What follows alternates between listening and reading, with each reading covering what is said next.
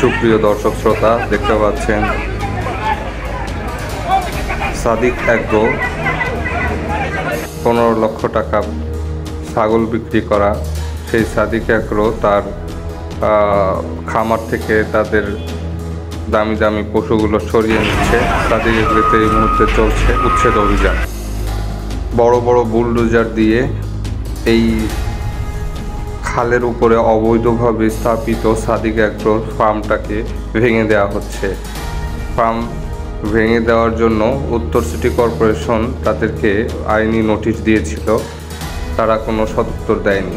এজন্য এখন ঘোষণা দিয়ে ঢাকা উত্তর সিটি কর্পোরেশন তাদের অবৈধ স্থাপনাগুলা উচ্ছেদ অভিযান পরিচালনা করছে। এখানে উপস্থিত আছে ঢাকা সিটি কর্পোরেশন এবং তাদেরকে সহযোগিতা করার জন্য পুলিশ ফোর্স মোতায়েন করা আছে। সাদিক অ্যাগ্রোর বড় বড় পশুগুলা, কোরবানির যে ছাগল দুম্বা এগুলা ছিল, এগুলা স্থানান্তর করে নিচ্ছে ভাঙার ভিতর দিয়ে শেড থেকে পাশে আর একটা জায়গায় তারা তাদের এই পশুগুলাকে এখন স্থানান্তরিত করছে খুব দৌড় করে।